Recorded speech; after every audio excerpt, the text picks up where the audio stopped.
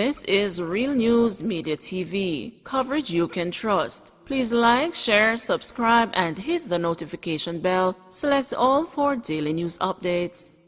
Witness explains how he double-crossed the gangsters.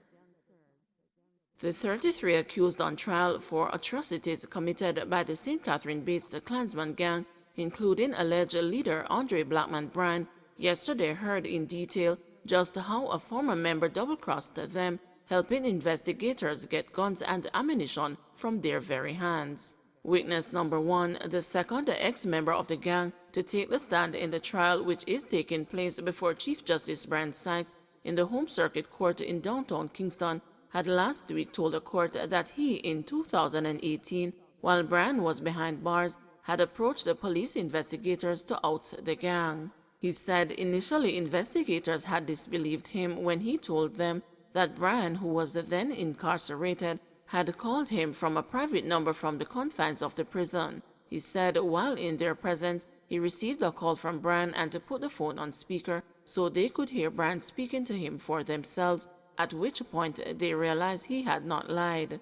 The witness, who professes to have been a top-tier member of the criminal organization, told the court how after a conversation including Brian and another top member of the gang, only so far identified as City Post, he received instructions to collect a gun which was being held by the accused Roel Taylor. He said he called a member of the counterterrorism and organized crime investigations with whom he was in contact.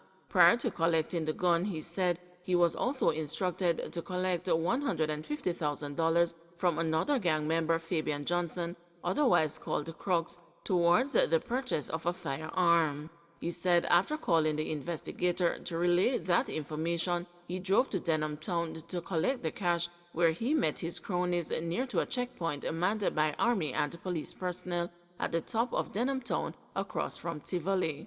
When I got there, I see Mama, accused Stephanie Christie, and the Crooks in her car sitting down, he told the court. The witness said he went across to the car and spoke with them, telling them, "Me da inna here, so give me the money so I can leave." He said they, however, told him they were going to buy gas and that he should drive with them to the petrol station. The witness said he followed them reluctantly but did not enter the gas station with them. Instead, he parked outside and dropped his seat back while all the time watching them in the gas station. He said he did so because he did not trust Christie and felt she might be up to something and might call men to shoot me up in the car. He said after seeing them purchase the gas, he drove off, telling them he would wait on them in Denham Town. He said he did this because he knew the soldiers were at the checkpoint. He told the court that after he had gone there, Christie drove up cursing him. He said she also sought to find out where he was going to get the gun to buy, and he told her he had found a seller in Rockfort. He said when she asked him to be allowed to follow him there, he told her the person say I must come alone. He said he took the money and drove off, but instead of heading to Rockfort, he went to Portmore where he picked up a CTOC investigator. He said the investigator then called 2 other CTOC officers who met them on the way to Spanish Town. He said he allowed the CTOC investigator to drive his car to a yard on Jones Avenue, which was part of the gang's stomping ground. Once there, he said the accused Roel Taylor entered that yard through a fence carrying a gun in a black scandal bag. He said Taylor handed him the weapon, telling him not to move as another individual was coming with the corn, in reference to bullets. The witness said he introduced the investigator who was with him to the unsuspecting gangster as his uncle. Same time Papa come through the fence with the ammunition in a small soda bottle. Papa got to the driver's side and I told him, "This is my uncle." He handed the undercover cop the shots and he passed it over to me. Him then tell the investigator to take care of me because they don't want anything to happen to me, because at the time they think I was wanted by the police, the witness said. He said after leaving Jones Avenue, the investigator met up with his other colleagues and went their way, and he returned to the hotel at which he was staying at the time. He told the court that this was the second time he was handing over a gun to the CTOC investigator. The first instance, he said, was in 2019 when Brian had a gun he said he wanted fixed. He said normally the accused doing someone, otherwise called a chemist, would be the one to fix the guns, but that time chemist had refused to come to Spanish Town because it was under a state of emergency. I asked a black man permission to take the gun to chemist, and he gave me permission, the witness said. He said when he collected the gun, which was wrapped in a sheet and placed in the trunk of his car, he called the CTOC investigator, who told him to meet him in Portmore. He said he turned the gun over there. The witness continues his testimony this morning at 10 a.m. 14-year-old girl gone missing in St. Thomas. An Ananda alert has been activated and the search is on for 14-year-old Dana Thomas, a student of Botany Bay District in St. Thomas, who has been missing since November 2.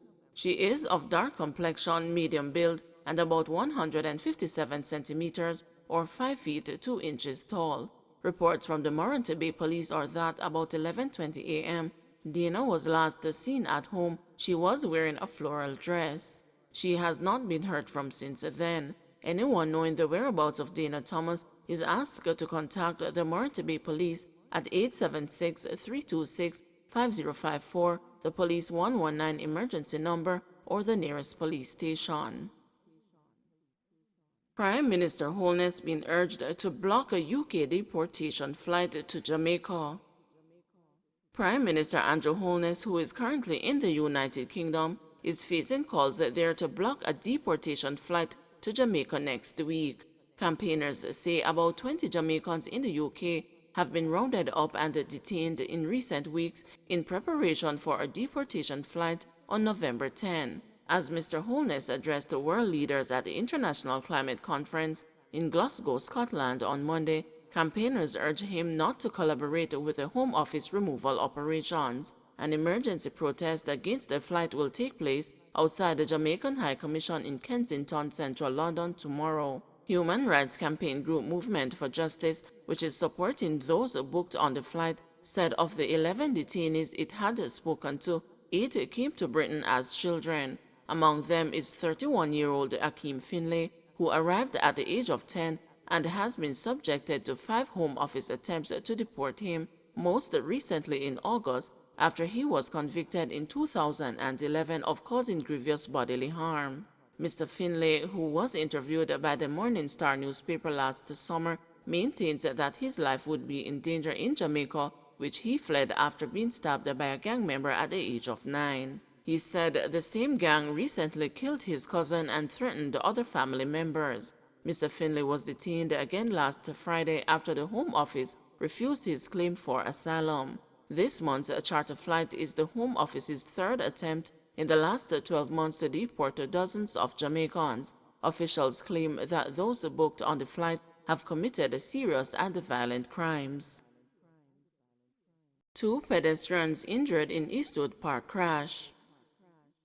2 pedestrians were rushed to the hospital following an early morning collision along Eastwood Park Road involving 2 cars on Monday. According to one of the drivers, he was traveling on Eastwood Park Road in the right lane and was turning into a fast food establishment when a vehicle driving behind slammed into the back of his car. The driver said he lost control of his vehicle, which mowed down 2 pedestrians before hitting a utility pole. The victims were rushed to the hospital where they were admitted in serious condition. Prime Minister welcomes a new facility for island states to build climate resilience. Prime Minister Andrew Wholeness has welcomed the launch of the Infrastructure for Resilient Island States facility, which will provide critical support to small island developing states in building the capacity to recover quickly from climate crises. The facility will support small island states to develop infrastructure that can withstand climate shocks, protecting lives and livelihoods. As we all know, a single disaster can derail the entire budget of a small island and set its economy back by years, reducing fiscal space to finance climate adaptation and resilience efforts, Wholeness said. India's Prime Minister Narendra Modi was joined by United Kingdom Prime Minister Boris Johnson in launching the initiative on Tuesday. It happened during 2 days of the 26th Conference of Parties COP26 to the United Nations Framework Convention on Climate Change in Glasgow, Scotland. The Global Climate Change Conference is being held in Glasgow, Scotland. Wholeness, who was invited by Prime Minister Modi to address at the launch, noted Jamaica's commitment to strengthening its resilience-building efforts.